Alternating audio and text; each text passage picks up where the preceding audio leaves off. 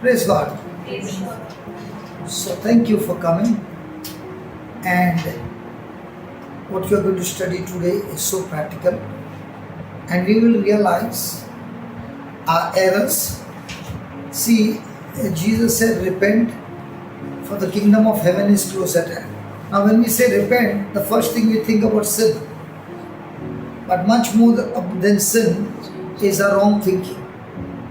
And the best part about the gospel is, when you listen to the teachings from the Word of God, you see the scriptures, what is written, you quickly make a decision to change your thinking. So that correction what you make is called repentance. And the best part is, so many things we have learned which is not aligning with the Word of God. So we need to make corrections. And that correction is going to lead you into the kingdom of God. And remember, is the rule for the locals and the rule for you the same in Oman? Huh? No. They have got more privileges, Yes. more benefits, Yes. and they might be working 1/4 of what you are working, but their salaries are huge. Yes. Why? Because they belong to the kingdom. Why are you not fighting? Because you are an outsider. So you can see the discrimination. So also it is in the kingdom of God. When you belong to the kingdom, the king gives you everything from the kingdom as your inheritance. So the question is, am I inside the kingdom or am I outside the kingdom? How do you know whether you are inside the kingdom? Those who are inside the kingdom abide by the laws of the kingdom. Those who are outside, they abide by the laws of the world system, which is attractive but leading them on the wrong side. So Father, we thank you this morning as you teach us and lead us in your kingdom.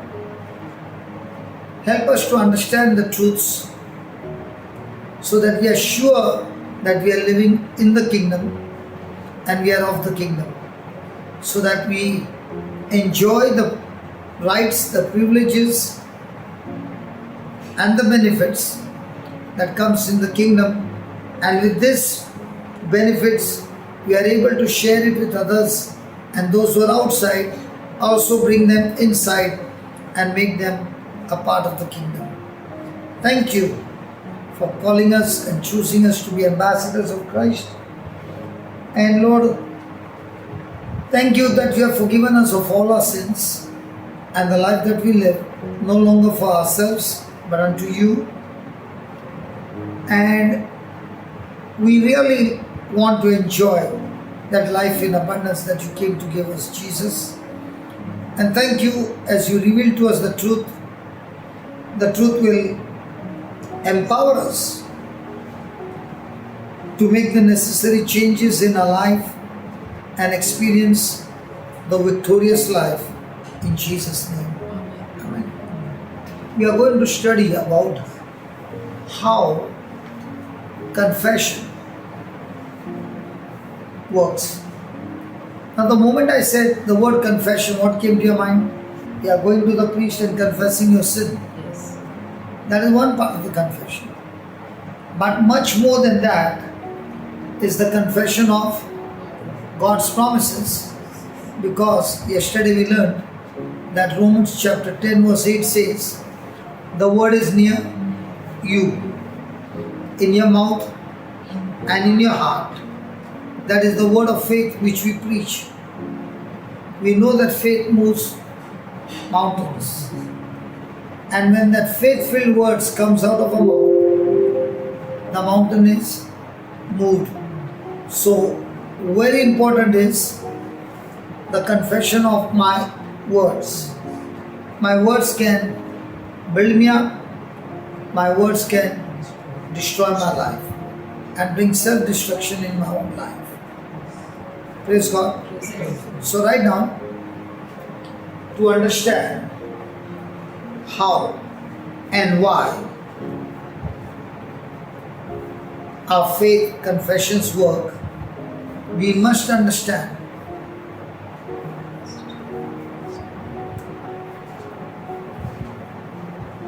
the functionality of the spirit, soul and body, which make up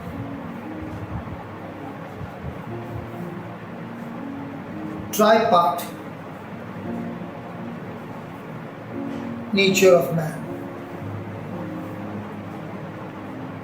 Put that 1 Thessalonians 5:23. And the very God of peace sanctify you wholly, and I pray that your whole spirit and soul and body be preserved blameless unto the coming of our Lord Jesus Christ. Your whole spirit, soul and body. So man is made of tripart, three parts. But what we understand the best is the body and my mind that has the ability to think. So most of the time we live on soul and body. Because my soul is where I have three parts to do. I can think with my soul, I can feel with my soul, and I can choose with my soul. And my five senses are connected to my soul. So my body has got physical senses, okay, that communicate to my soul.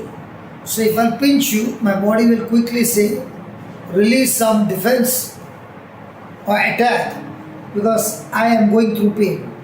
So the body keeps communicating to the soul, and the soul processes the message and responds to that message in action. Now, man was created in three parts, but what happened was when Adam sinned, disobeyed God, one part became dead. That's why God said, the day you shall eat it, you shall surely die. God extended man's life by sacrificing innocent animal so that his life could be extended. But man's spirit, the real person, he actually spiritually died. So now the same man who is supposed to live on this earth using his spirit, the spirit died, and now man had to use his soul. So when it came to soul, there were thousands of options. But when it comes to spirit, there's only one. So my spirit connects me to God, who is invisible. My soul connects me to the physical world using my five senses. So now you see what is the problem. God is spirit. He talks to man in spirit. But man, who is a spirit being, is no longer living through the spirit, because the spirit is dead. So he uses his soul. So when man became soulish, he used his own intellect, he used his own ways to pacify himself and even satisfy himself, thinking everything is okay. For example, when they disobeyed God, the first thing they realized that they were naked. Now, were they not knowing that they were naked before? They were naked. They were naked before. But they were covered with God's glory, that they did not even realize that they are naked, and there was no shame. The moment they saw themselves naked, okay, they took fig leaves and covered themselves up. Now that is the soulish mind. Soulish mind wants to find solution which they think is alright. But in the eyes of God, covering with fig leaves would not bring life to a man who has already been in disobedience. So God showed a way to man that I am going to save you. I don't want you to be destroyed. I don't want you to be ending up in hell forever. I want you to live. Go. I want you to live a great life. So what did God do? He searched for an animal and he wanted to get the animal skin to cover them instead of fig leaves. So if God searched for an animal, what do you think the animal would have said? The animal would have said, I never disobeyed you. That man disobeyed you. I am innocent. And when the animal would have said, I am innocent, God would have said, I want that innocence in man when man is guilty. So God is showing to Adam and Eve that I will make a provision for you by which your guilt consciousness will be gone and innocent will die in your place.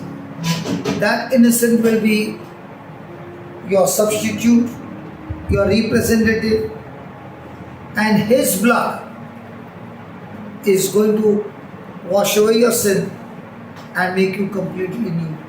So, right in the Garden of Eden, God is showing to man that He is going to make a provision by which man who has lost the glory of God will once again be brought into God's glory.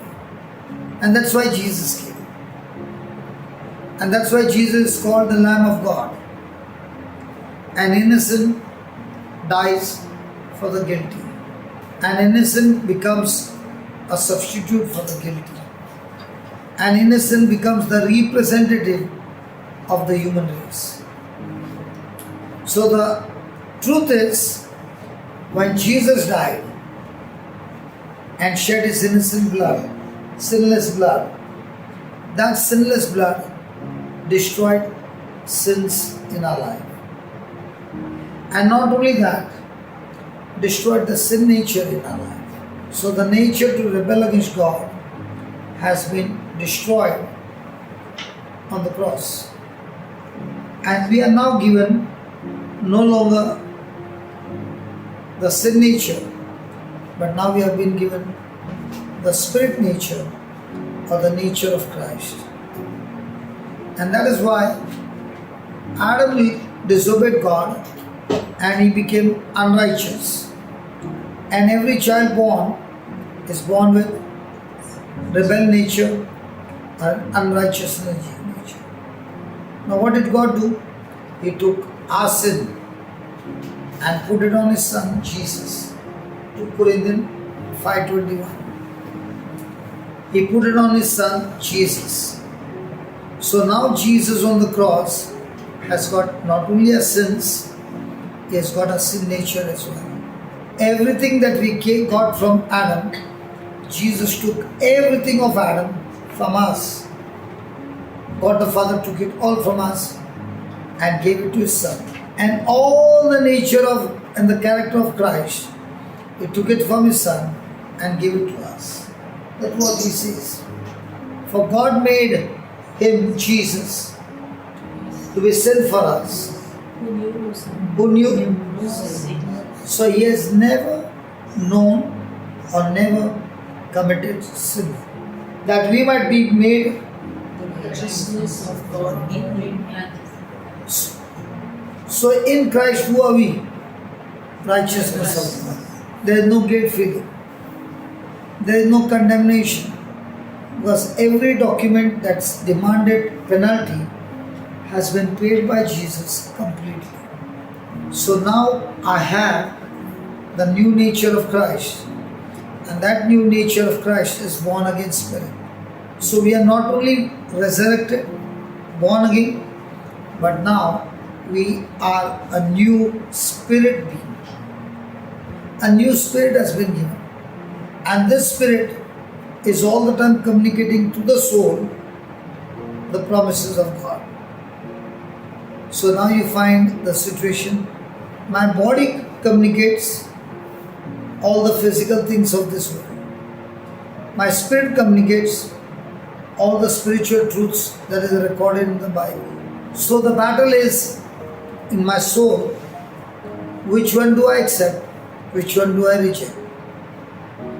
So my soulish mind from childhood has been trained to believe the physical. And the Bible says, for me to experience God, I have to choose the spiritual world. So what is spiritual? Spiritual are things that you can't see. What are physical? Things that I can sense with my senses. So most strongly, we are growing in believing the physical things, or are we growing in the spiritual things? Which one are we growing? So every child born from a mother's womb has got a sin nature. And that's why every child by birth is a rebel against God. But then the child gets baptized, and a day comes when the child encounters Jesus through His Word. The day the babe person encounters Jesus, because the gospel is being preached, that person gets born again from heaven. And when he's born again, his spirit has become new. And when his spirit has become new, the first thing that happens is you are in extreme appetite for the Word of God, which was not there before. Because the food of the Spirit is the Word of God. The food of the body is things of the natural world. And your soulish mind decides which one to accept, which one to reject. Do you understand now? So every day the devil is tempting or putting pressure on us that we start believing and continue to believe the soulish mind and not the spirit mind, which is the mind of Christ. So now is the struggle. The struggle is with her, that she is troubling me, or the struggle is in my self, that I am more focused on earthly things than the heavenly things. Where is the struggle? Between seen or things unseen.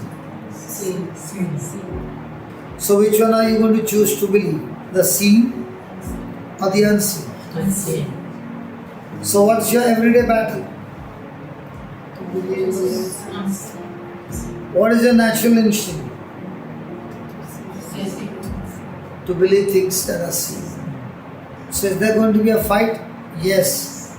The war will be outside or the war inside? Inside. So write down, man is a tripart being. Man is a tripart being. He is a spirit. He is a spirit who has a soul and lives in a physical body.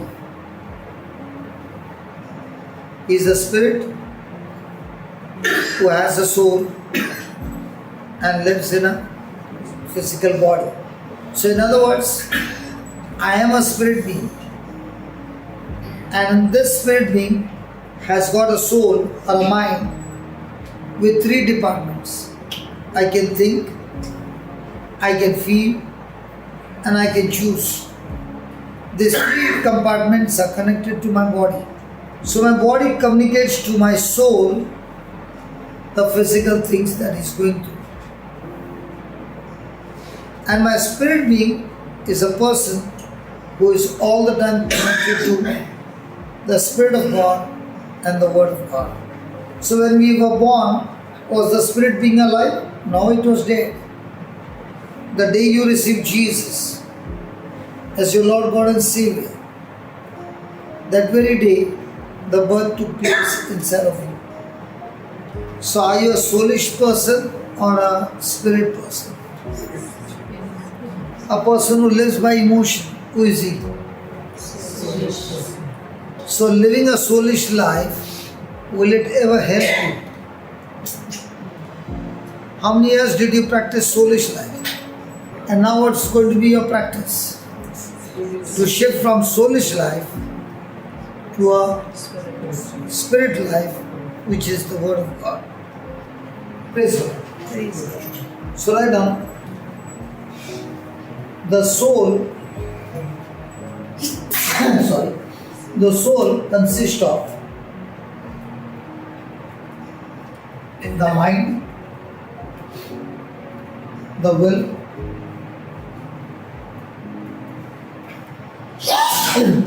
the emotions, and personal Mind, the will, and emotions and personality.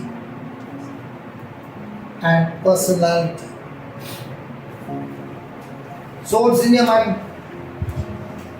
What's in your soul?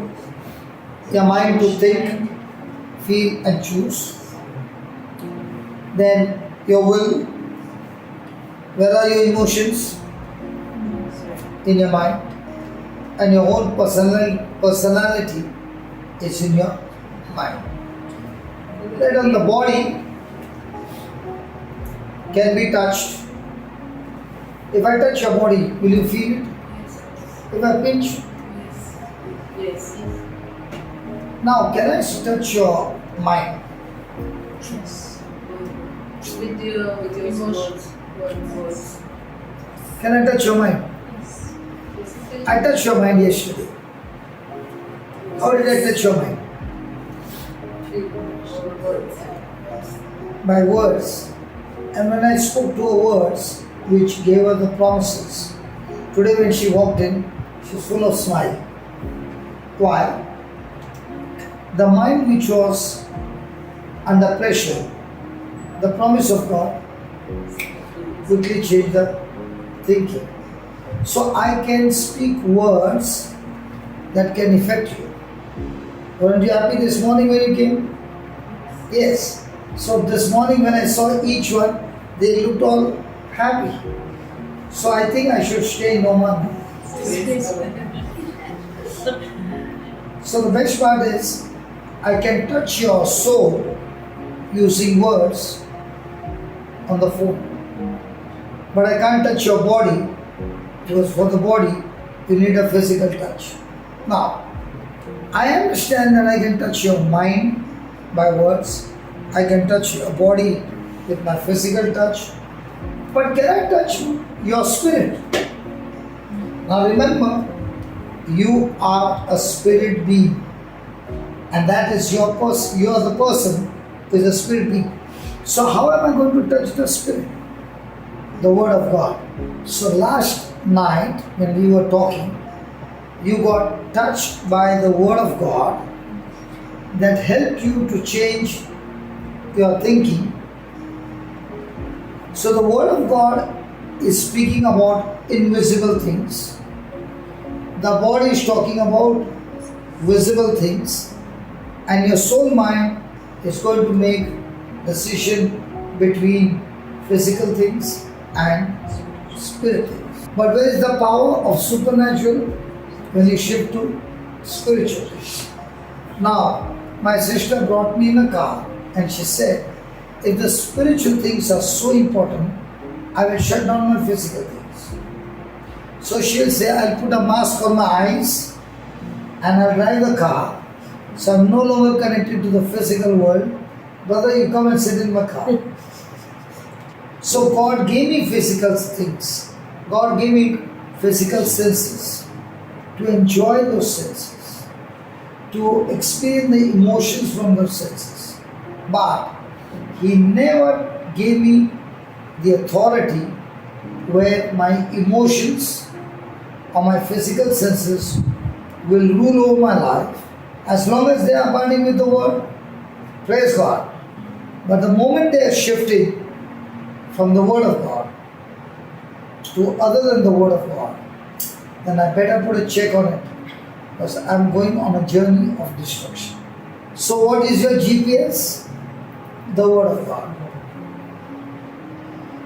And now the Word of God speaks about things invisible. And the Word of God speaks to you the promises of God. And every promise does not have physical evidence. Now, which one are you going to choose? The ones that have no physical evidence, the ones who have got physical evidence, the ones who have spiritual evidence but no physical evidence, or you're going to choose the one who has no spiritual evidence, only physical evidence. So if you want to go from the natural into the supernatural, you must choose spiritual evidence. And if your self-knowledge is going against the Word of God, then you have to captivate that self-knowledge. Because if you don't captivate, that self-knowledge will captivate you. So when self-knowledge rules over you, the same body will be used into self-destruction. But the same body is controlled now by Spirit being, by the Holy Spirit, by His Word. The same body will now operate in the supernatural. So right from childhood we have been trained in what? Physical evidence or spiritual evidence? What? Physical evidence. And all these years what were you doing? Physical evidence. And what did the physical evidence do? Good things or tore you apart? Write down. The born again spirit,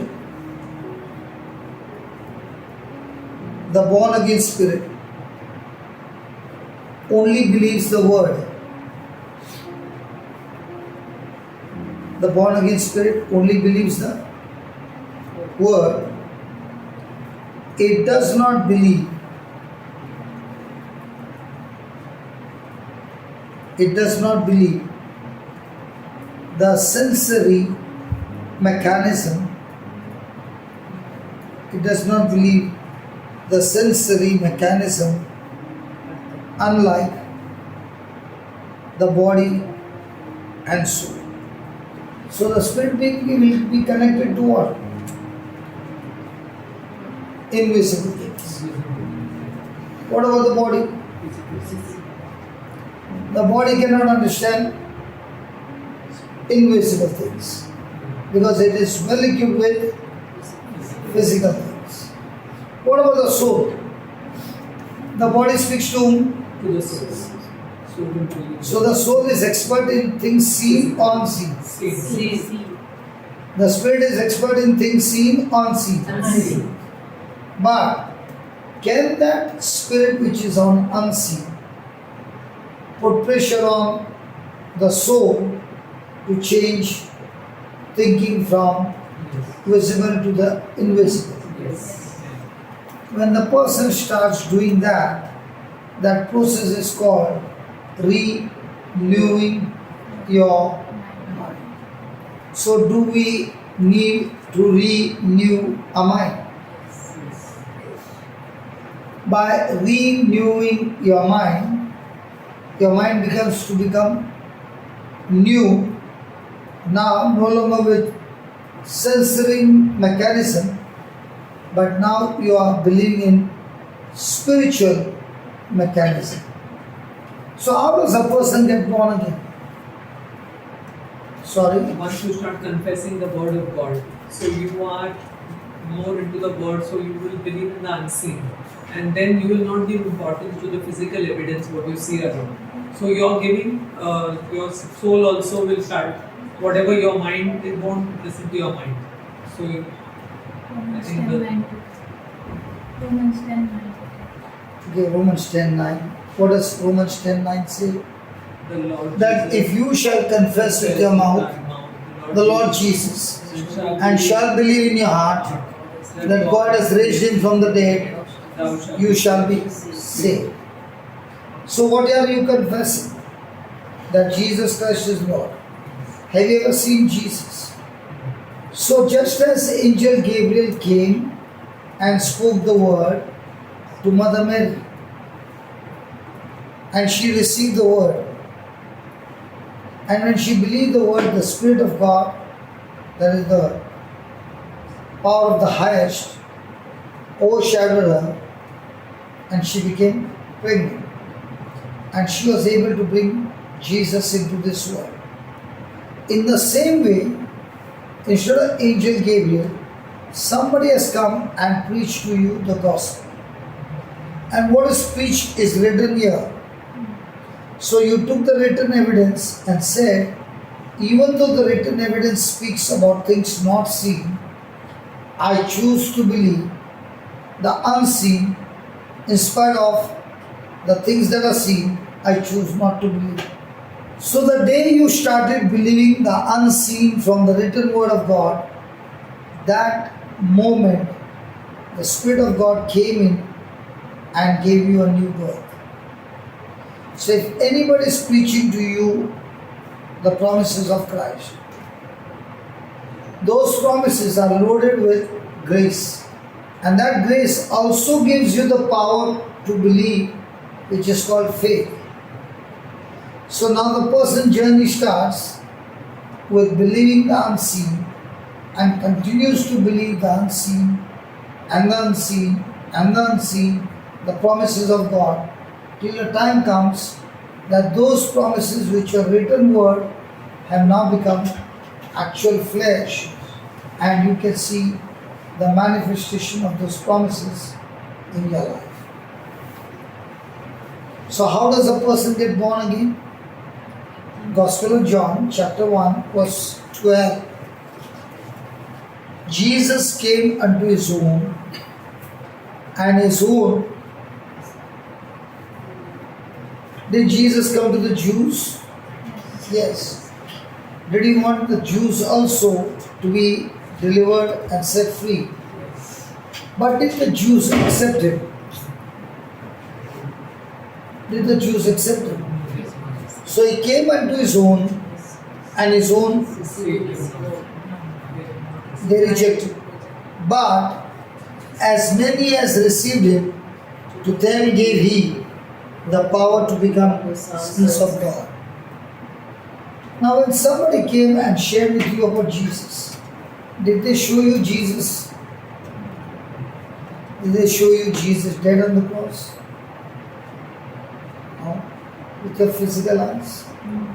Did you see the person Jesus in body? No. But yet you chose to believe in that word that was spoken. And that's why he says, as many as received him. How did you receive him? You did not see him in the physical, but yet you chose to believe in the spirit form that Jesus is alive. He has been resurrected.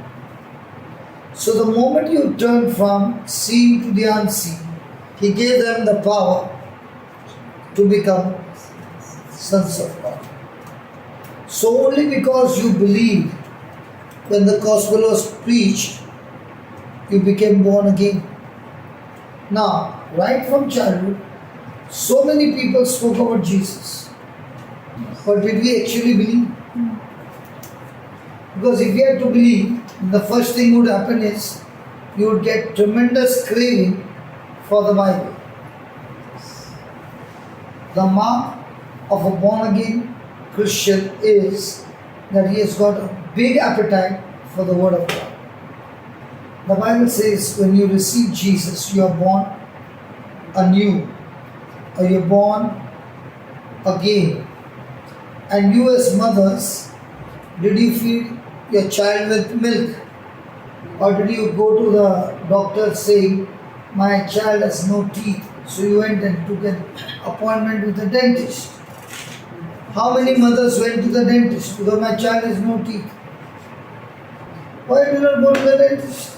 Come later. Your teeth will come later. You have the knowledge that at birth my baby doesn't have teeth, but all I need to do is feed my baby with milk. Or did you give chicken? Now, did your body produce the milk? In the same way, just as the mother fed the baby with milk, the father also wants his children to come to him to drink milk of heaven. And what is that milk? Word of God. So, for a baby, how many times as a mother you give milk? Many times I see them. Breakfast, lunch, and dinner. As the baby cried. Okay, you were waiting for the baby to cry. I never knew that. Such a cruel mother you are. Every 2 hours. Such a cruel mother you You are. can make up You cry and then I will give you. So the baby had to literally beg the mother. Did you feed milk? Yes. Yes. Did you wait for the baby to cry? No. Do the signs of hunger. Okay, that means when the baby cried, the baby was hungry and you did not say, no, I'm not going to give you today. You gave. After giving, why did you start beating the baby? What you did? Here on the shoulder. Deep. Why are you beating? You beat like that. Why the burping? So that digest or the baby will not obey. So why does the burping come? It's Stomach sure is that full, that gas. So the milk had gas. The air. Baby doesn't know. Ah, when the baby is sucking, the baby is sucking the air as well. Yes. Okay, and then you burp the baby. Yes. Once the burp comes, you are sure the baby will go to sleep. In the same way, when you study the word, do you see to it that you burp? Yes.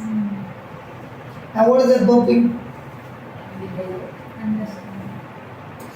What is that burping? Understand. Huh? Understand. Understanding? Okay, what is that burping? Put it into action. What is that burping? Before you read the gospel, were you believing things seen or things not seen? Things see. From birth, you are expert in things seen. Then the preacher came and you began to listen to the teaching. At once you realized what I was thinking and what the Bible says is so different. So you made up your mind, I think I'll go with the Bible. The moment you made the choice, I will go with the Bible, even though I don't have physical evidence, but I choose to believe the written word of God. What happened? You burped. And unless you burp, there is no digestion. So who are the ones who grow very fast?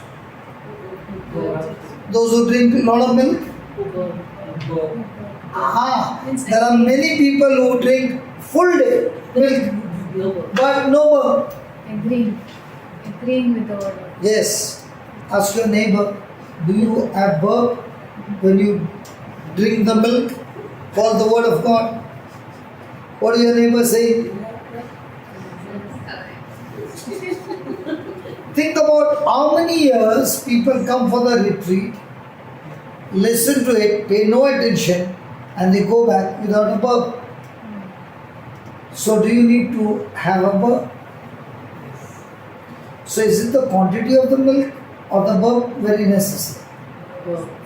So the next time you sit to study the word, are you supposed to burp? And your own self shift delete the wrong teaching? Let me give you an example. Say, Jesus, I love you. I thank you, Jesus. You are the most high Jesus. You are my healer. You are my deliverer. Lord Jesus, come into my heart. Thank you, Jesus. Come into my heart. Come into my heart. You are in my. Why are you double-minded? I see you saying the word, but not sure. Why are you double-minded? Huh? Why were you confused to say, Jesus, come into my heart? So if you believe He is already in your heart, will you say, Jesus come into my heart? So now when you stop, you said, hold on brother, let me take a burp. But I'm not going to agree with what you said, because according to the scripture, it's already in my. So how many prayers do we make which does not abide with the word? So do I need to pay extreme attention what I'm saying? Yes. So now let's pray again. Lord Jesus, Lord Jesus, I thank you I Thank you. for giving me the victory. For giving me the victory. Yeah, for giving me the victory. Okay, thank you Jesus for you have given me the victory. Now the question is Jesus the one who gives you the victory? I don't know. Again, does Jesus give you the victory? Yes or no? Yes. Yes? Yes. Jesus gives you the victory? Yes. Yes. Okay, I caught all of you this time. Put 1 John 5:4. Put 1 John 5:4. If I ask you these questions, am I confusing you or making sure that you have a verb? Okay, now for whatsoever is born of God overcomes the world. And this is the victory that overcomes the world. So who gives you the victory? Our faith. Hello, who gives you the victory? And all this time what were you thinking? Hello, what were you thinking? Jesus. So when you did not get the victory, who is in charge? Jesus. Who gets the blame? Jesus. Jesus died on the cross. And even now, who gets the blame? So is it Jesus who gives you the victory or your faith gives you? Correction done? Yes. So now we got some verbs. Yes. So when we were born of our mother's womb, let's take for example, we were born from our mother's womb. So a child born from a mother's womb will overcome the world. Why not? Because until the Born word of God, again. because they are born in Because when a person is born of the mother's womb, the child already has sin nature or rebellious nature or believes in the physical world. So will the child be able to overcome the world? No, he is destined to fail. But the same person now receives Jesus. Now, is he born again? Yes. Is he born of God? Yes. So when you are born of God, God the Holy Spirit, in your spirit, put a power that helps you to overcome the world, and that power is called faith. Sorry? So want you to explain again. Can we have You want me to explain again? Okay. When the child is born from a mother's womb, is the child born in the kingdom of light or in the kingdom of darkness? Kingdom of darkness. You are speaking so softly, the sound is not even coming out. In the kingdom of darkness. So is that child born in the kingdom of darkness going to be a friend of God or a rebel? So we want the child to come into the kingdom, and that's why we baptize the child. But does the child know anything? No. Unless the child is taught what happened in baptism, will the child believe? So, actually speaking, do we celebrate the birthday or do we celebrate the baptism day? The day we are born in the kingdom of darkness, we celebrate. But the day we got translated from kingdom of darkness to the kingdom of light, we don't even know baptism day. So which one is more important? And which do we celebrate? Darkness day. The darkness day. we put a cake and we celebrate, and everybody saying happy birthday because you came from your mother's womb. Also made the book. But which one should be the celebration? Baptism of The baptism day or the born again day? Yes. That's why I keep saying I'm 26 years old. Amen. Because after getting born again, I have lived for 26 years. So the day I got born again, all that I lost in the Garden of Eden has been recreated, restored back to me. Then I am able to overcome The world. the world. So let's take for example, you got a stone of 1 kg, a stone of 1 kg, and you throw it into the water. What will happen? You got a wood of 20 kg, and you throw it into the water. What will happen? That's exactly what God is saying. When you were born from your mother's womb with a rebel nature, you are destined to be destroyed, and it was self-destruction. But the day you got born of God, God made you a new creation, gave you His Spirit that is connected to Holy Spirit. So you got human spirit connected to Holy Spirit, and now with the Holy Spirit help, your spirit can understand the scriptures. So the Holy Spirit is helping your spirit to understand how the system of the kingdom of God works.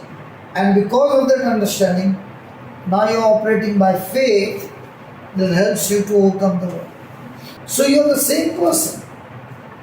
Previously you were living according to your senses and getting flared up, anger, bitterness, and sometimes, I know not you, but sometimes the battle would be with the husband, a cold war, one day, perhaps 1 week, sometimes even 1 month, and sometimes even years. Can it happen? Yes. But when you understand the word, you are saying, by me not forgiving, I am harming myself. Now you are saying, whether I feel good or not, I choose to forgive whoever is. Because by forgiving, I have overcome the world. If I don't forgive, then the world has made me a slave. So now when you are forgiving, are you forgiving based on your sense knowledge, or are you forgiving based on faith? Faith. So everything that the Spirit is talking to you, you are responding to the Spirit by faith. Example, on that chair, hi. Praise God. Now what are they two singing? Who is there? Who is there? Huh? Instincts. No one. Now, why she said no one? Because she can't see. But now when she looks into the Bible, God has put His angels charge over me. So do I see my bodyguards? Yes.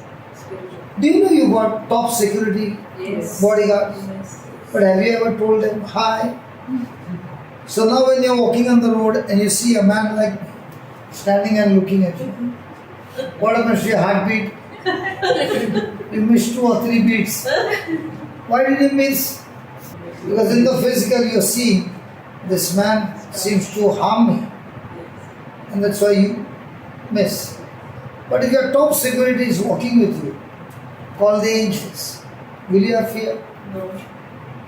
Long many years back, in the Bible study, one beautiful girl used to come. Have you heard that? Yes. Praise God. Praise God. Have you heard that? Yes. Okay. This girl was extremely beautiful. Might be 18 or 19 years old. So I said to her, are you real or are you a Chinese doll? Everything is, super perfect. So I said, can I just touch to see the skin? It is real. So the moment I touched, she started to cry. And she was sobbing and sobbing and sobbing. Now, by touching, oh, I can hurt her. She started crying. So I said, why are you crying? She said, you said I'm very beautiful. Do you know how much I'm tortured because of this beautiful? Wherever I go, the boys are always chasing me. She said, my mom works in the Gulf. Okay. And I'm all alone. And the place where I stay, there are no street lights. Every evening when I'm coming from the class, the boys are waiting for me. And they will forcefully abuse me. And I'm going through this practically every night. So I said, okay, today we'll change the topic. I'll teach you on your top security, the angels. So I began to teach her Psalms 91. That the whole Psalm 91 depends on verse number 2. If I want protection from God, then I must say to God, you are my refuge, you are my fortress. Put that Psalm 91. You are my God, you are my fortress, you are my refuge, you are my fortress, you are my God. In you I trust. And when you say that, the best part is, he takes you in his bedroom. Are you shocked? Can God take me to his bedroom? Yeah, he takes me to the bedroom. See, listen. He that dwells in the... Okay, tell me, are you married? Yes. Where is your secret place? With your spouse. Is it the living room or the bedroom? Okay. So just as for a married couple, the bedroom is a secret place, so also God is saying, I got a secret place. And I want to take you there so that I can share my secrets with you. And he says, he that dwells in the secret place of the Most High shall abide under the shadow of the Almighty. So you will be so close to God, much closer than the shadow. Anybody wants to travel there? Oh, none of you seem to be interested. You are more interested in your spouse in the bedroom. Hello, you don't want the Creator to help you and share his secrets? Yes. Okay. The person who dwells in the secret place will say of the Lord. I will say of the Lord.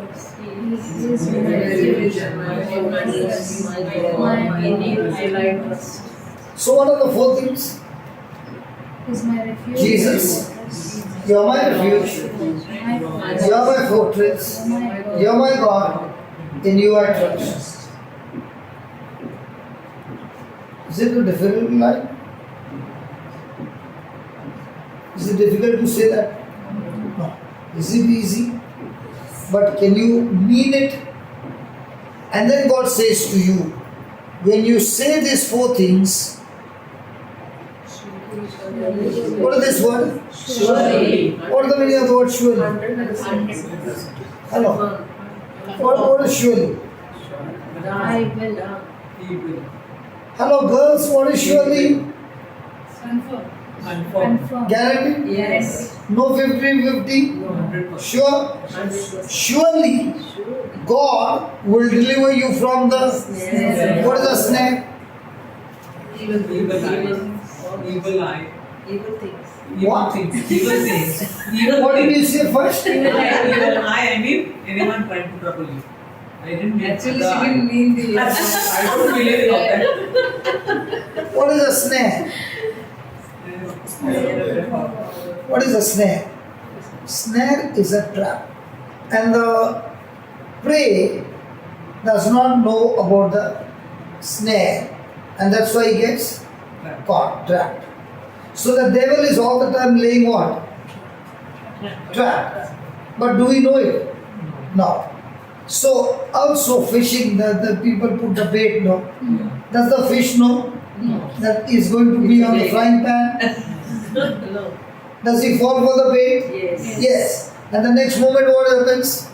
on the frying pan. So also the devil puts a lot of baits. So now the Lord is saying, because you call me, that I am your refuge, I am your fortress, I am your God, and in you I trust. God promises you, I will deliver you from the snares of the fowler and from the noisome pestilence. The whole chapter is depending on verse number 2. So I said, maybe, okay, just go to the fourth verse. Fourth verse is very beautiful. He shall cover me with his Feathers. Have you seen a hen with the small chicks? When the crow does crow, what does the mother do? She lifts up it, and the chicks go under. From down, can they see the crow? Come on, they can see. Yes. But can the crow touch them? So also, when you say, Lord, you are my refuge, you are under His feathers. Which one is better? To be under the husband's feathers or the Lord's feathers? Lord's feathers. Are you sure? Yes. Poor husband, if he hears it, he will be angry with me. They will say, my wife, before going for the Bible class, was so dependent on me. But now she's saying, whether you're there or not there, doesn't matter. He is always there with me. Praise God. Praise God. Husbands, are you offended? Today I have changed my side. I brought my mother. Praise God. So, He shall cover thee with His feathers, and under His wings shall you trust. His truth shall be your shield and buckler. So that evening, that night, after the class, she made a prayer which I have not forgotten till today. You know what she said? Father, I thank you for giving me the angels to protect me. And all this time I've been living in fear. And in fear I keep running, I don't know which side to run. And angels, please forgive me. When I ran, I would have damaged your feathers. Please forgive me. But from now on, I will trust you that you are with me. In Jesus' name. That was her prayer. I damaged the wings or the feathers of the angel because of my fear. And then it was on Monday, every Monday. Next Monday she comes and she has got a good smile. I said, what happened?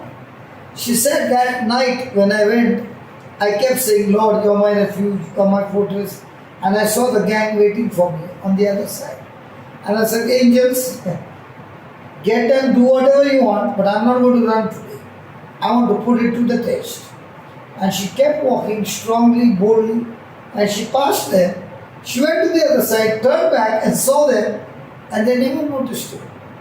Next day she did the same, and after years I met her.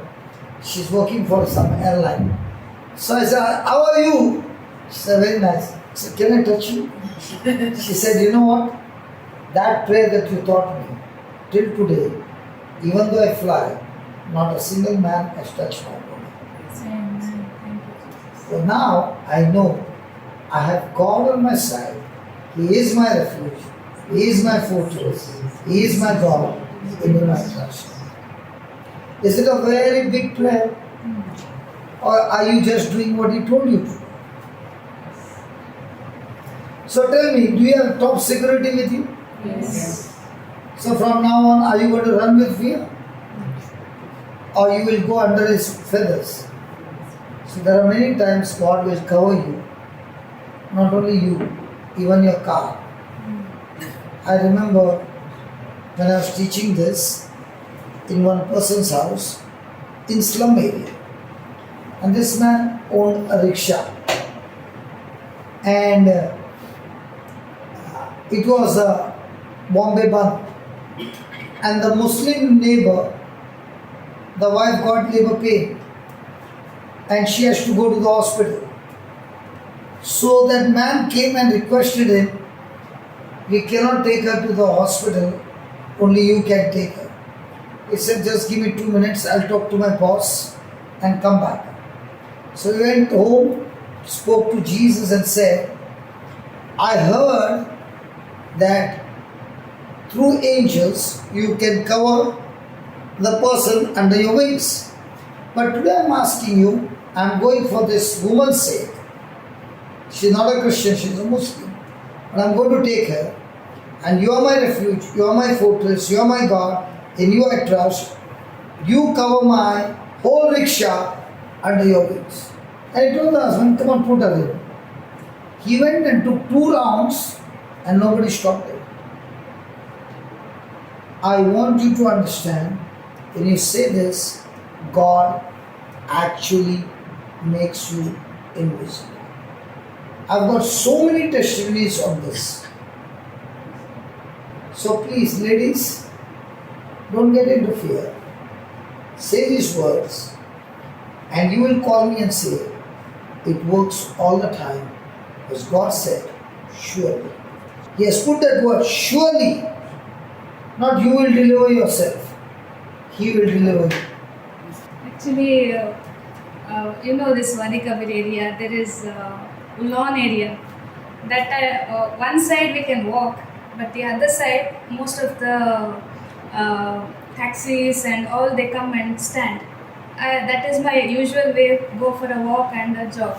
So every time that thought used to come, like people are going around and honking and stopping. Sometimes they ask also, all that. So this time, whenever I was going, I used to confess this Psalm 91 and also was keep on giving the litany of praise every time. So I used to go for a walk.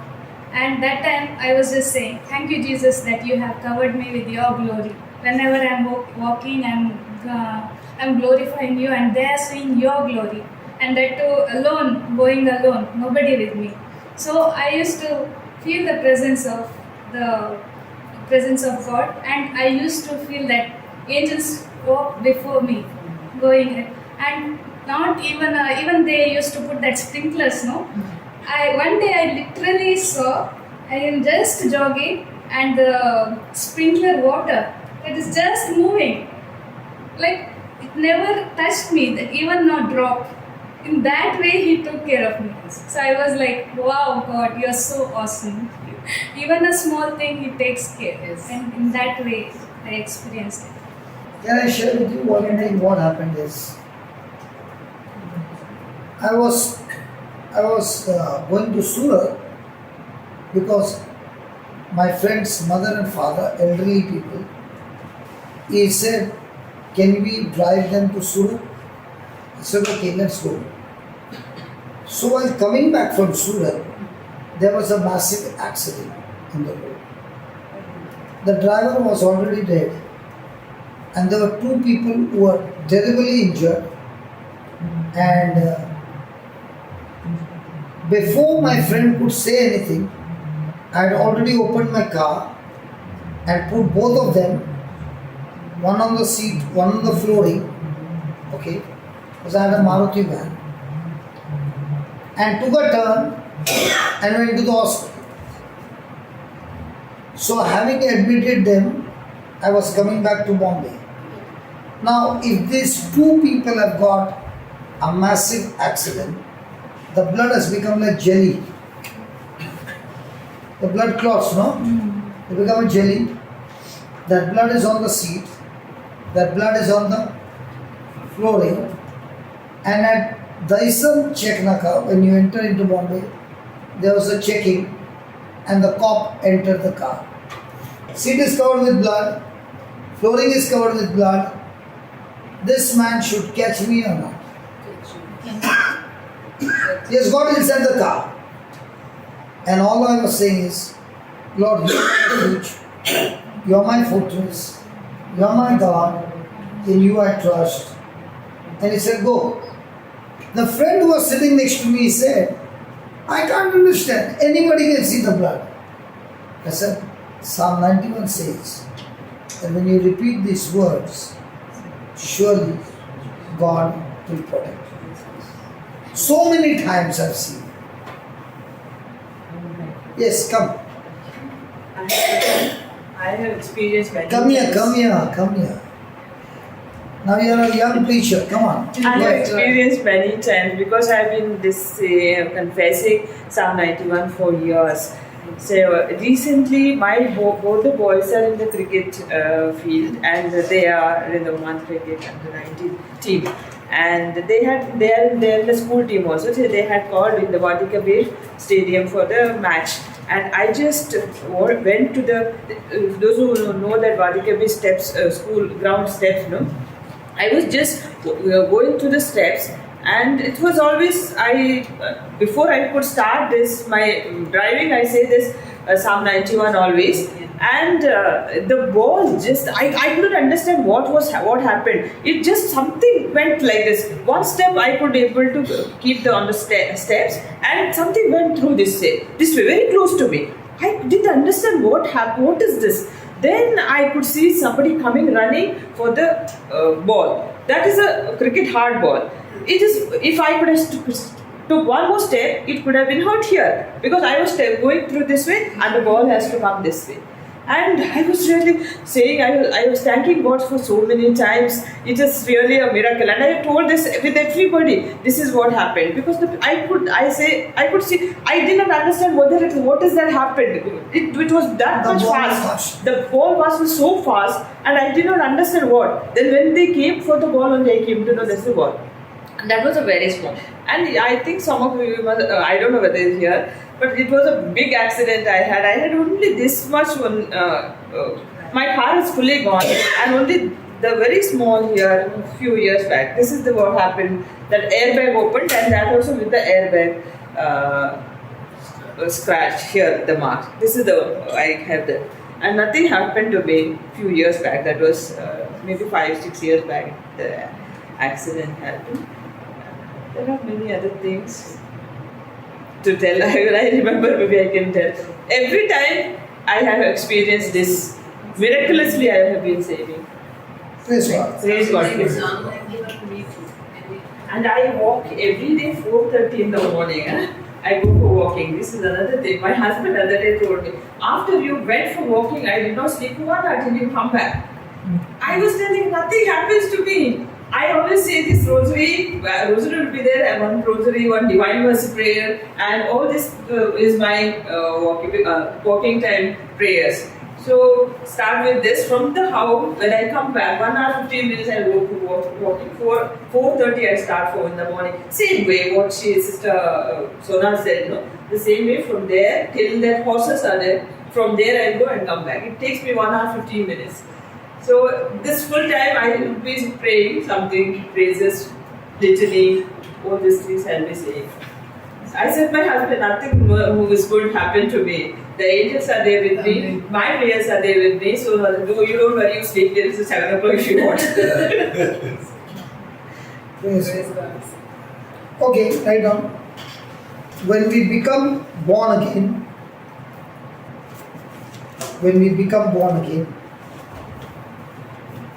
our spirits are reborn.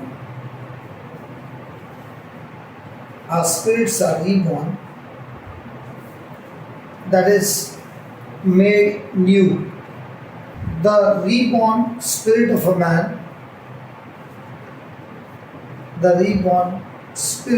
man, is holy, righteous, and perfect. The Holy Spirit dwells within the reborn spirit. The reborn spirit cannot sin, although the body and soul can sin. We must understand the functionality. We must understand the functionality of the spirit, soul, and body.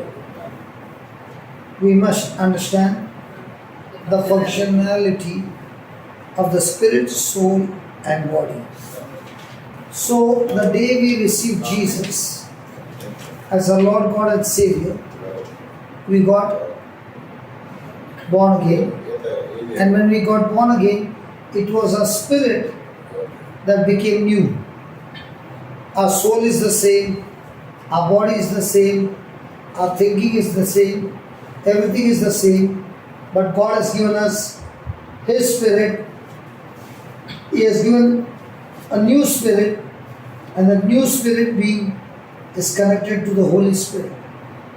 So in my new human spirit is the fullness of God.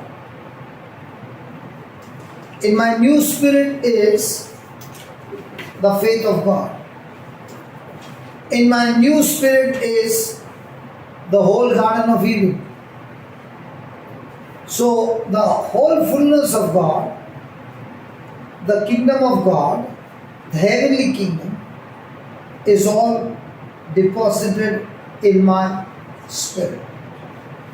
So now for a Christian to experience anything of God, he has to learn to withdraw from the deposit which is in the spirit. Everything that you need in life, God is not going to give you.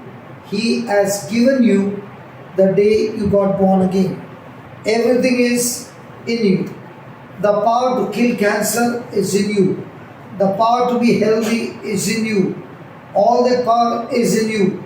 So for a Christian now, he has to learn how quickly can I feed my spirit with the truth, and having learned the truth, the battle is between the senses and the truth. Senses are going to tell me the facts.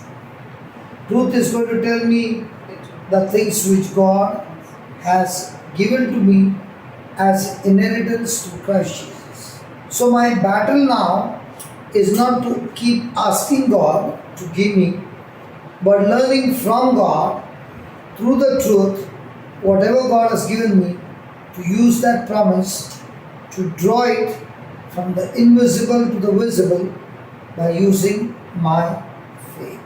So now the Christian life becomes entirely different. Everything I want, the deposit is in my spirit. And all that I need to do is to learn to use the promises of God, believe in those promises, exercise my faith, and learn to withdraw from the deposit that God has given me. Let's take an example. Are we Christians who have got two hands? You got two hands? Now, you said you got two hands because you can see those two hands. But in the spirit, do you really have two hands? What's your name, Baba? Elizabeth. Do you have two hands? Okay. If you have two hands, my next question is, do you believe in Jesus? Yes. When was the last time you laid hands on the sick to heal them? Every day in the hospital I do pray. You are a nurse? Yes. Okay. What about you? I do for my mom. I do for my Only mom. Others are not included. What about you? I do it. Every day going? Every day I do it on the phone. Here is on the phone. In What the about you? Yes. husband. Don't cover your face. For husband only. In mind, Lay hands only on the husband. in mind while praying, when somebody troubles you, it's very difficult, but it's God bless. So if you believe the scripture, and the scripture says, all those who believe in Jesus when they lay hands on the sick, they shall recover. Now, when you believe in Jesus, has Jesus already given you the power to heal the sick? Yes. But do you believe it? Yes. Hello? So far, Yes. Are you here or gone somewhere else? So, do you believe that? yes. So, if you believe that, why are you not using your hands? Yes. But brother, we do believe we do have power. But when we put hand on others, do they believe that we have power? That is not Yes, not How that. can we See, listen. When you practice laying hands, surely when people see that you are doing that, they will ask you, can you pray for me? Now, how did people know that they can ask me for prayer? so because If my lifestyle is on the word, they will definitely know or come to know that I pray over the sick. But I never stepped out in faith even once, except my husband knows it. Fantastic lady, she only prays for the husband. No, I've tried. You have tried praying for others, then what happened? They died. No. Then, no, After she seeing tried, your videos. sorry? After seeing your videos, I have tried it. Okay, then what happened? What was the reason? No, Huh? no, I'm saying. They got healed. So how many years you did not use your hand? 10 years. And you have not yet started. So how many people would have got survived if you had to lay hands on them? But why you are not laying? It was a faith person. Huh? You did not know. Now you know. Yes. You know to make coffee with your hands. Yes. So from now on you believe God has given you the power to bring healing to the sick. So are you going to keep asking God, give me the power, or the power is inside you? How do you know? You can feel the power. The faith. Hello, you can feel the power. Then how will you know? Faith. Because Jesus said, all those who believe in me, when they lay hands, the sick shall die. Share something. Yes. Earlier, before I could, I was not in. I was in the ward. Earlier, every time when I go to the hospital, whenever patient come in labor, I used to put we had a Quran in the residing in the labor room. So I am the only one who used to put that earlier, not now, earlier. Then no one was putting that, even though they are Muslims, also sometimes they used to put, they are not putting. But I used to put that. Then after I went to in the word of God, knowledge of the word, then only I stopped that and I started this praying for the patient. And many patients ask me, are you Catholic, are you Christian? Because we get only Omani patients. So they ask me, are you Christian? Sister, please pray for me. Sister, please pray for me. They started asking. I always used to, when they are in labor pains, I pray for them. And So you are in the arrival session. Yes. arrival. So when you are in the arrival session, you can tell the mother that do you want the labor pain for the arrival or you want without the labor pain? You can ask her. Because you can tell her that when Jesus died on the cross, he took the curse of labor pain in his body and you can be set free from labor pain. So you can say to that lady, they believe Jesus as a prophet, not as the Son of God.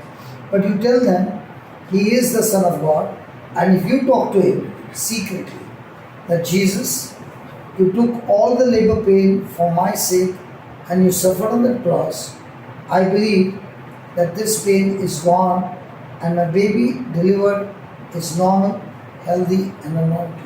Start teaching them Galatians 3:13. Did you have labor pain? I didn't have. How many children? Yesterday said we all Twin, one and then twins. But she had the. cesarean. Okay, praise God. This time we'll pray that you get no labor pain. Yes, that's good. Praise God. Can we make this topic just came out, right? Can we just stretch a hand on her? Now, has God given you babies? Yes. Yes. So the Bible says, has God given you babies? Yes. Yes. The Bible says, the anointing that has comforted us, with that anointing, we can comfort others who are in any kind of trouble.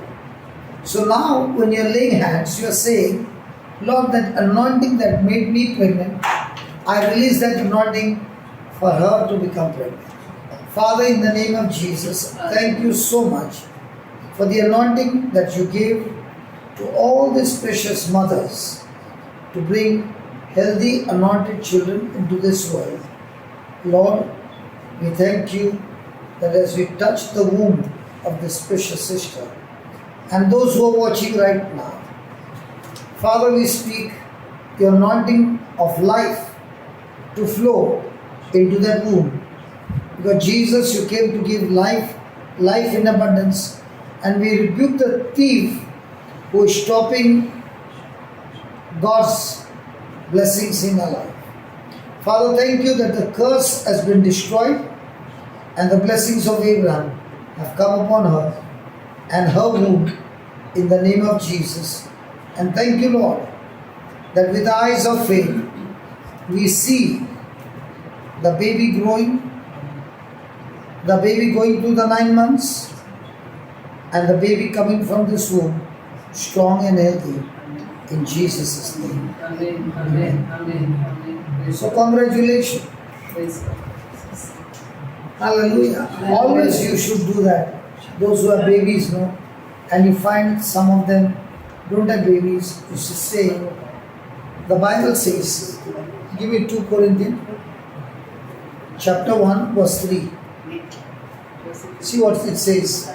Blessed be God, even the Father of our Lord Jesus Christ, the Father of mercy and the God of all comfort, who comforts us in all our affliction, who comforts us in all our tribulation, that we may be able to comfort them which are in any trouble by the comfort wherewith we ourselves are comforted of God.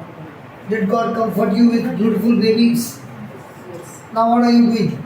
You are saying, Lord, let me be a blessing to other mothers who don't have babies. Thank you, Jesus. So write down. We must also learn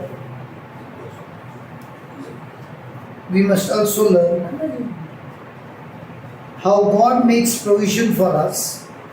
We must also learn how God makes provision for us through the power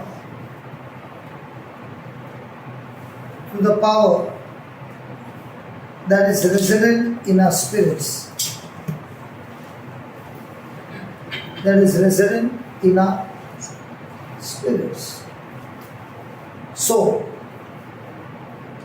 the power that God gave you to become pregnant and bring into this world. Now, is that power still there? Now, what are you doing?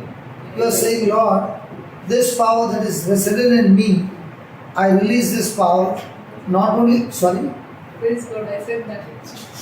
Praise God, while praying, I said that actually. So, that same power which is there, now I can go and comfort people in any kind of trouble. So what are you doing? You believe that this power that she needs, whatever the block, Lord, as I lay my hand, she is healed, because you said, in your name, when you lay hands on the sick, they shall recover. And you have already got the evidence of bringing anointed children into this world. So Lord, I thank you that her womb is blessed, and now she's bringing forth more and more children into this world. Amen. What happened to the mama? She has a shoulder pain. I think she fell down. Okay, can she come here? She speaks Konkani? Konkani. Yeah, Konkani. Khali Konkani था. Gujarati. કેમ છો? કેમ છો? गुजराती से। सारो छे सरस press Hindi भी आता है, हाँ, हिंदी आता है, गुजराती आता है, कोंकणी आता है, कन्नड़ा भी आता है, तुलु भी आता है। तो ये बहुत बड़ा फीचर है। मराठी भी थोड़ा थोड़ा आता है।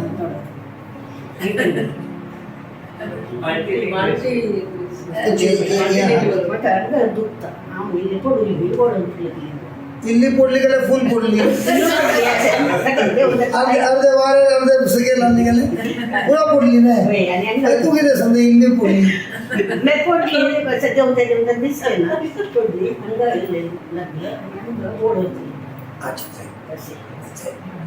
आता तू तुका पटलून धरला काय वाढणार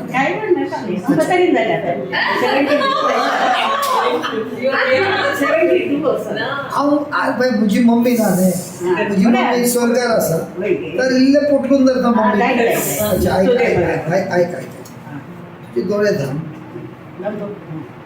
आणि तुझ्या इमॅजिनेशनला काय सांगता चिंता वाटपय जेजू खुरीस काढून चल आसा चिंत तुझे दोळा मुखार हाड जेजू खुरीस काढून चल आसा आणि जेजू तो खुरीस काढून सकयल पडलो चिंत सकयल पडल्या तक्षण तो खुरीस त्याच्या तकलेक लागलो कांट्याची मुकुट आसा ते कांटे तेका तोपता आणि पुरा कुडीन रगत आसा आणि तेच रगत जेजूचे व्हांवन आसा तिच्या खांद्यार तो खुरीस व्हांवताना तेजो खांदो पुरा कात वसून हाडां दिसता आणि तोच जेजू आता सांगता तुका तुझ्या भितर आसले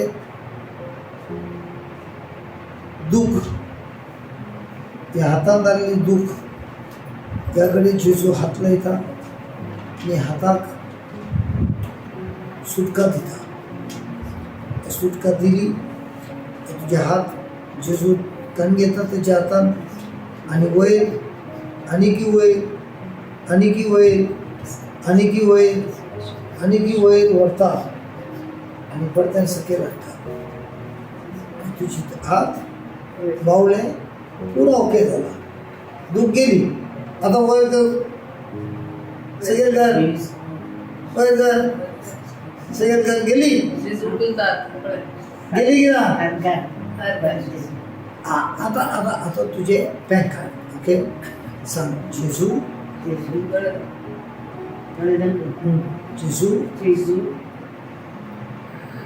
तुवें म्हजे खातीर मार खेल्ल्या खातीर म्हज्या पाताक सगळे तुज्या कुडींतल्यान गेले आनी तुवें म्हाका सगळे दुखांतल्यान सुटका दिली म्हज्या आत्म्याक तुवें नवें कर म्हाका नवे जन्म दिला म्हजी पातकां धुवन तुवें म्हाका नितळ केला अर्गा तुका जेजू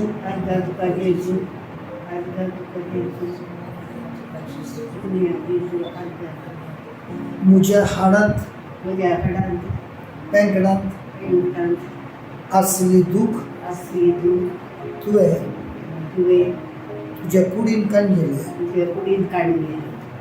आनी तुवें म्हाका संपूर्ण सुटका दिली हांव तुका अर्घा दिता पेंकडाची दूख गेली पाटीची दूख गेली आनी हांव सुटका जाली आता हलय पेंकाड हलय पळया अरे वा आता तर डान्स करून बसून जाता तेच म्हणतो आम्ही डान्स मारूया गेली की ना गेली ना आता सांग अर्घा तुका जेजू त्यांगडाची धूप त्यांच्याची दूध गेली. संपूर्ण गेली संपूर्ण गेली. आणि हांव सुखां जालें. आणि हांव सुखां जालें. Thank you thank you Jesus. म्हणून ते करताय. Thank you Jesus. Okay. Thank you. हरगा तुका. Thank you Jesus.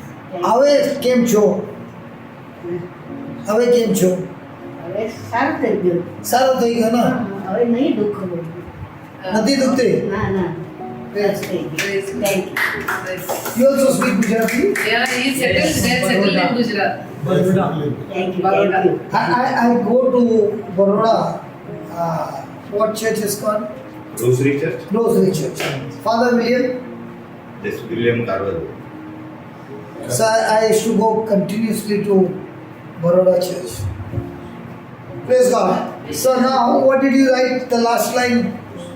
You must also learn how God makes provision for us through the power that is resident in our spirits. Now, when you saw us, does it look like there's power inside of us? Yes. Yes. All I did was to ask her to imagine what happened to Jesus. And as she began to think what happened to Jesus, the power in me, the power in her, she began to think what the scripture says. As she kept thinking, hand went slowly up and came down. She saw all the pain was gone. So whenever we want to pray with somebody, you must always use scriptures to make them understand that the promise of God is the grace of God. And when you open your mouth and you speak what the promise of God is saying and you agree with it, it becomes the faith of God. I did not say faith in God, I said faith of God. So now we are speaking the promise in agreement. Sorry. In agreement, it becomes your faith of God, and when grace and faith come together, the result is supernatural. So you must believe that the fullness of God is in you. The power of God to heal yourself and others is in you. And this power is not in your body, this power is in your spirit. The pain that you feel in your body is in your body, physical pain. But the power to heal that physical pain, that power is not in your body, it is in your spirit. And therefore, you cannot feel the power in your spirit. But you know this power is in your spirit because the Word of God says that. Let me repeat that again. The power of pain is in your body and therefore you can feel but the power to heal that pain is not in your body, it is deposited in the spirit the day you got born again. Now all I need to do is learn to draw the power from my spirit that it flows into a body, or the power flows from her spirit into a body. And how do you do that? By speaking the promise of God. Yes. Brother, you said born again. Like how it is related? Getting that word born again. Now many of people think born again is a church. Yes, that's what. Because you feel the people who are not Catholics, they say I'm born again. But the Bible says, unless you are born again, you cannot enter the kingdom of God. How does a person get born again? The day he believes with his heart that Jesus is his substitute. He believes that Jesus died for him, was buried for him, and rose from the dead. But at the same time, he, being baptized in Jesus, also died with Christ, also was buried, and when God raised Jesus from the dead, he was also raised with him. So when you got the resurrection, you got a new spirit in your body, praise God, and this new spirit is your new creation person. So this new spirit has an appetite for the word of God. So only when you are born again you can understand the invisible things, whereas your soul can understand the visible things. So now there is a battle between the two. I can feel the pain in my body, but God says that I've healed you in the word. So now there is a battle. I feel pain in my body, but the Bible says that God has already healed me. Which one do I believe? So if I believe the Bible says, then I should be joyful or I should be sad. Joyful. So I should be lying down or I should be active. Like last morning, yesterday, I had bath and I came out, and the next person went. That person saw blood on the tiles. So he said, who was the last one who went to the bathroom? So they said, brother went last. So he said, do you have any wound? I said, no. No, you went last and there's blood on the floor. So I said, I don't have any wound. He said, there is blood. And when I was standing, there was blood. Then I realized that when I was working in that bedroom, I hit my last toe to the bed. And when I looked down, the nail had peeled off. Now, when the nail gets peeled off, is it painful? So when I hit it, I did not even look down. I just said, I have no pain. And did not consider it at all. But when they said blood, then I saw and my nail is out. Right? So I said, it's okay. But it's saying not okay. Everywhere you're going, the blood is coming out. So he went and brought a band-aid and he put, it's still there. Yeah, it's there. Now for me, I will not consider that pain. I will consider I'm alright. How do you know you are right? God said I'm alright. Now, can there be a person who gets the same hit and makes it into a big mountain? And when you see the blood, now after seeing the blood, it becomes even higher than the Mount Everest. Yeah. So what are you going to consider? So the newborn spirit, brother, is always excited of the word of God. But a person who is born again but still has desires of the world, he will not go after the world. He is still living a carnal life. He is still living a life of self-destruction. He is still making wrong decisions. So every moment is a battle. Will I allow my flesh to rule over me, or will I allow my spirit to rule over me? For example, I just started in Bombay retreats. So I have made a deal with the person who's giving me that place on rent. So today he calls me and says, I want more deposit. Should I agree with him?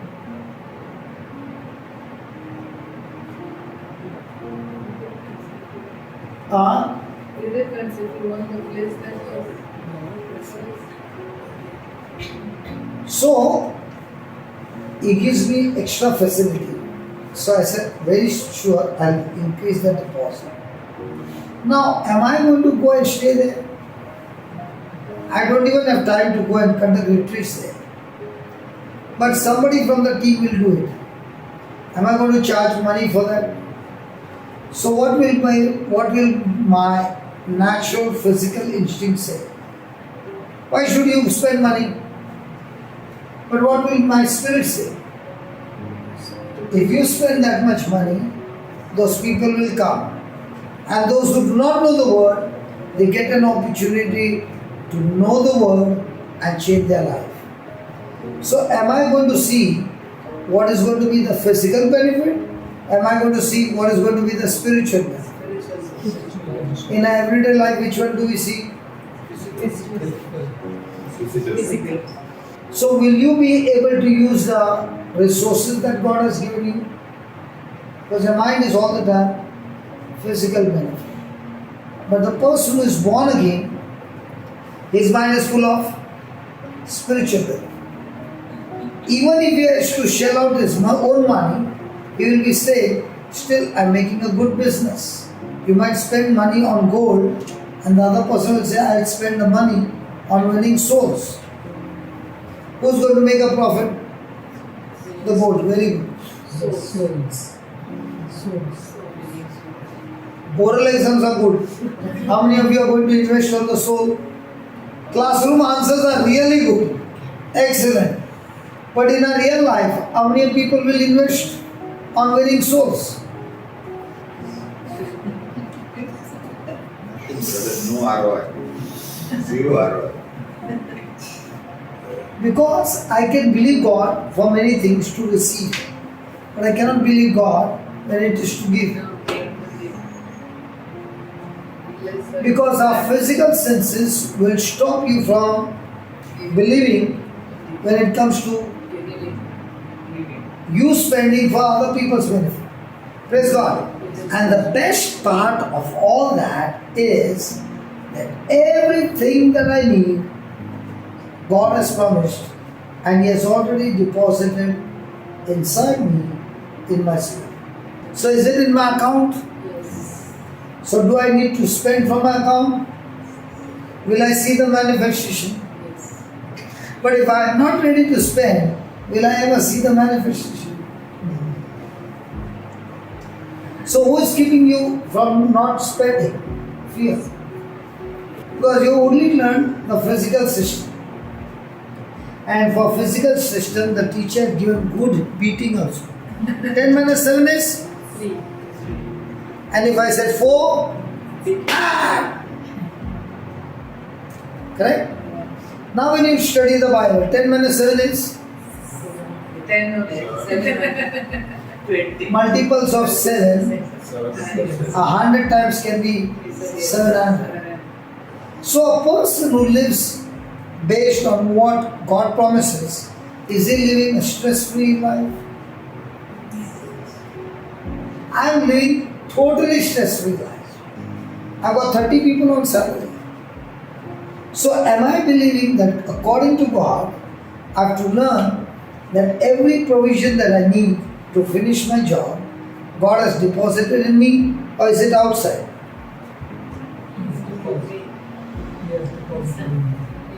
So if it is in me, do I operate God's way or the world's way? So do I have to worry or I have to be excited? Lord, you're going to teach me how to withdraw from my deposit because it's an inheritance. I don't need to sweat for it. It is an inheritance and the power that can withdraw it is my faith. So when you saw that mama getting healed, did it look like she got healed? You only spoke words. And if she has fallen down, it's a hard hit. Can it just go like this? I don't know what you're thinking, nobody's talking, God. It's all about thinking. But it's if you think it's No, what are you finished, thinking? it will go. Are you thinking? What?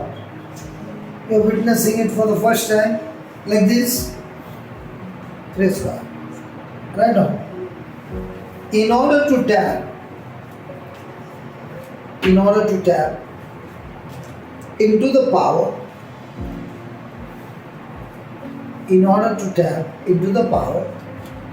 within our spirits, our thinking must agree,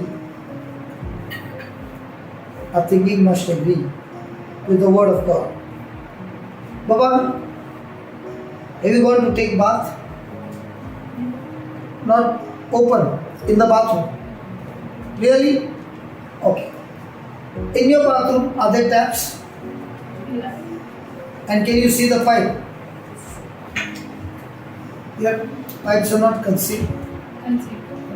So that means you can't see the pipe. Correct?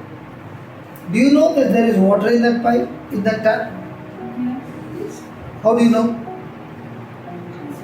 It's on.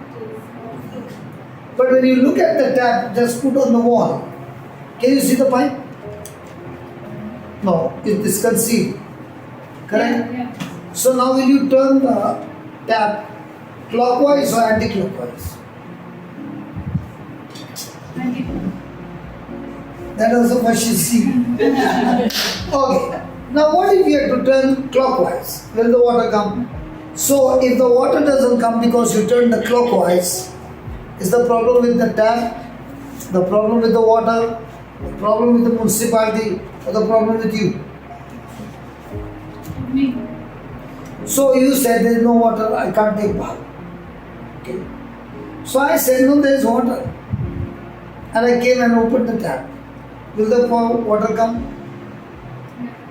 Is the water going to come because when I open the tap, then the water from the municipality will come, or the municipality water has already come and it's stored? And where is this stored? Where is the tank? On the terrace. From the bathroom, can you see the tank? The same way God is saying, the day you got born again, your spirit, which is a tank, is full of everything that you need in life. So is your tank full? Now you have to open the tap. Now, how will I open the tap?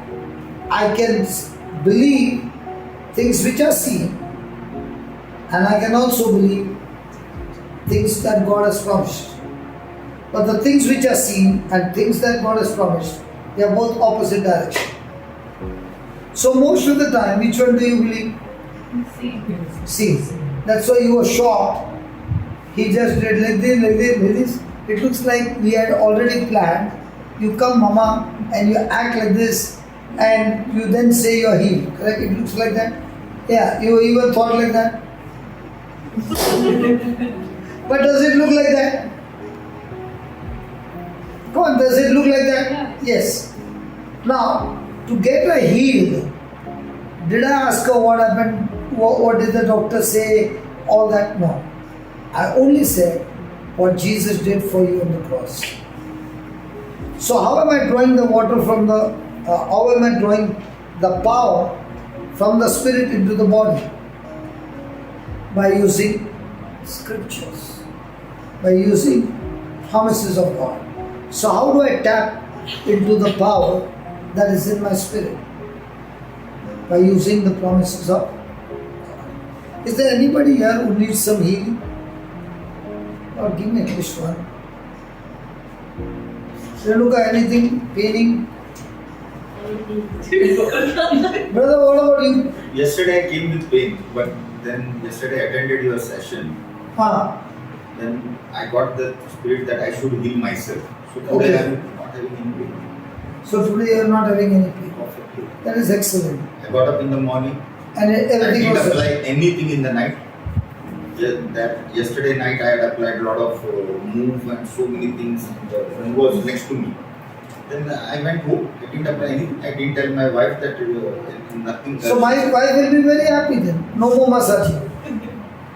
Yeah, but today morning when I got up, Everything is gone. yes, completely.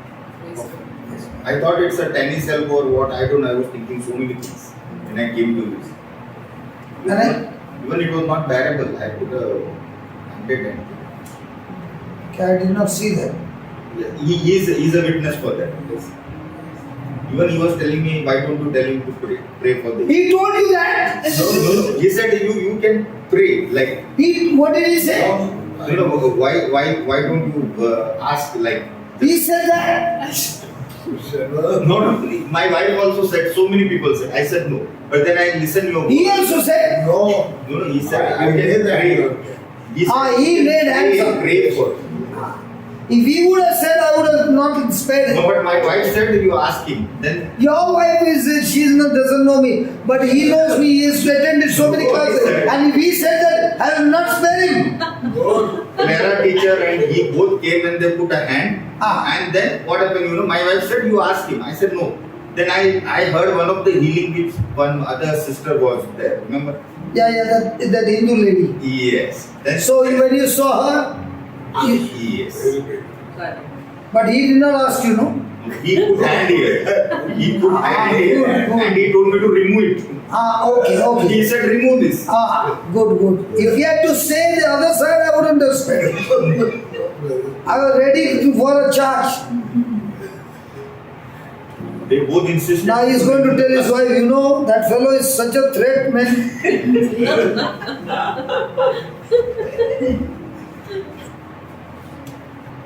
Okay. You got little pain. Neck, but I believe I'm healed. But the physical pain is there, no? It is bearable. It is bearable now. It is bearable means there is pain, right? I'll give you a chance for her, A man. demo for her to show. Come. Where it is. So all you have to do is take a punch and give a hard punch. And give it so hard that it should crack. Did you see me do that? Thank you, Jesus. Thank you, Jesus. Thank you, Jesus. Thank you, Jesus. Thank you, Jesus. So, in the same way, you hold a hand and keep doing slowly, no rush, and you keep saying, imagining that whatever is causing pain has left. Okay? You're doing it for the first time, no, don't worry. Turn. Go this way. Close your eyes and believe Jesus in you is touching her. Close your eyes. I'll teach you. And say this, Lord Jesus, I thank you for calling me. And as I'm holding the sister's hand, Lord Jesus, I just now read that the power is in my spirit, and all I need to do is to tap into this power. So Lord Jesus, as I'm holding a hand and lifting a hand slowly, come on, I thank you that your power is flowing into a body. Come on, lift a hand. Releasing her from every pain. The pain has left her body and flown and has gone into your body, and from your body flows the healing power that has set her free. Now take arm slowly down, slowly up, and say thank you, Jesus, that you have healed her. Do that again and again.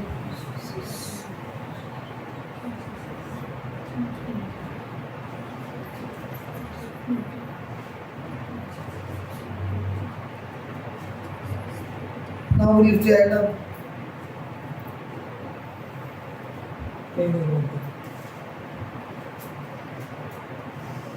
You've not seen this before, right? But that's how it works. Okay? Yeah, you can sit down. Hallelujah. So have you ever seen the preacher is the cameraman and the sound man, light man, all man? Hallelujah. So what is the last line you wrote? In order to tap into the power within our spirits Our thinking must. Agree with the word of God. Our thinking must. Agree with the word of God. So did Jesus say, all those who believe in me, in my name, they shall lay hands on the sick and they shall recover. Now, are you willing to change your thinking that this power is given to you? And only when you change your thinking and now you lay hands, you will be surprised that that change of thinking is tapping into God's power by faith. And when you believe in what God, Jesus said, people start getting healed. So you are there the whole day, right? So there will be some people coming. At that time I'm going to call you. Praise God. So now where is the trouble that we go through? What is the trouble that we go through? My spirit is willing to believe what the promise says. My soul is willing to believe what my body says. So what my body says and what the word says, are they both going to go together or they are opposite to each other? Opposite to each other. So what's the battle now? How quickly can I make my soul mind, which is believing in the senses, to renew to now to what my spirit is saying, which is all about invisible things. So the quicker I renew my mind, the quicker I change my thinking, the quicker I see the supernatural things happening. So where's the block? My soul. So there is a flexible pipe. The water comes from here, goes in. So the water will come out from the other side. But there is a tap in between. Sorry. But there is a tap in between. If the tap is closed, will the water ever go the other side? In the same way, the power of God is in my spirit. It has to go into my body. But before it goes, my thinking is the tap which can close it or which can open it. So the anointing that heals me of sickness and disease is already in me. How quicker I change my thinking to the Word of God, now I am tapping into God's power, releasing that power by renewing my mind, and now my body starts getting healed. So the more and more a person agrees with the Word of God, the more and more that person is living a supernatural life. So is my relationship with God based on how much I pray, how much I believe the Word? Believe the word. So all our life, which one are we excited about? So you can be praying the whole day, but you do not even know that the power that is deposited in you has to be tapped into and brought out for you to experience the healing. If I don't understand that, then I'm waiting for God to send His power to heal me, not knowing that God who loves me, He has already deposited that power in me, and all He's saying is, take my promise, change your thinking, and the change of thinking to the Word will now bring the power from inside into your body and heal your body. So the power is going to come from outside inside, or the power from inside is going to flow outside. So the power which is inside, can you feel it with your senses? No. And that's a big question now. Because for all of us, we are living with so much of sense knowledge that we want to feel the power. Then only we believe that the power is in us. But now, the Word of God is teaching us the power in us cannot be felt with our senses. All I need to do is change my thinking to agree with what God says, and now the power is flowing. Amen? Brother, Yes. brother, how to withdraw this power? Because we are ruled with scientific. So that's what I'm trying to say. That's what I'm saying. Spiritual, That's what I'm saying. When I change my thinking, to agree to what God has said in His Word, the power is active. So, the battle is not outside, the battle is inside. The devil wants to speak to me lies or facts. My body also speaks facts. But my spirit speaks the truth, the Word of God. And the truth is the same yesterday, today, and forever. It never changes. Facts are changeable. So when I believe in facts, I can be joyful in the morning and I can be extremely sad by afternoon. But a person who believes the truth, no matter what happens, is full of joy because the joy comes from the truth. Happiness comes from facts. So are we people living in happiness or in joy? Most of the time we want to be happy. There's nothing wrong in being happy. But a person who is living in joy, no matter what changes, his joy never goes on. Example, when Jesus was given the cross, was he joyful or was he sad? Joyful. Yes, brother. He was sad. He was never sad, he was joyful. Why was he joyful? Physical fact was he'll go through the torture. Spiritual truth is that he'll be able to save the whole mankind. So all the time in our life, which one we focus on? My benefit or kingdom benefit? That's why you're sad. But every time you think about the kingdom benefit, you'll always be joyful. So when Judas came and betrayed him, was Jesus joyful or sad? He was sad. He was joyful. The reason is that Judas was helping him to finish the mission. And that's why he called Judas my friend. What about Peter? He said, I will not allow you to go to Jerusalem. They'll kill you. What did Jesus say? Get behind me, Satan. You are putting a block to what God has called you. What would you call Peter in your life? He's my best friend. He did not want me to die. What would you call Judas? He's the biggest enemy. Or what was Jesus saying? He spoke to Judas as a friend and to Peter as an enemy. So also in our everyday life, which category you look at? The spirit category or the body category?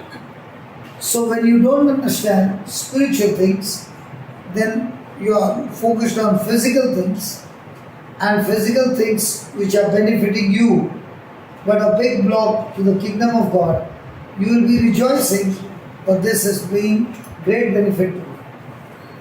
But a person who is spiritual, he will reject it and he will focus on spiritual things that will bring great profit to him. So write down, when the soul and spirit are in sync or are synchronized or are one, then the spirit becomes the dominating force. Then the spirit becomes the dominating force in a person's life. Praise God. So what's the battle? How quickly can I bring my soul mind to obey the mind of Christ? So we all have two minds.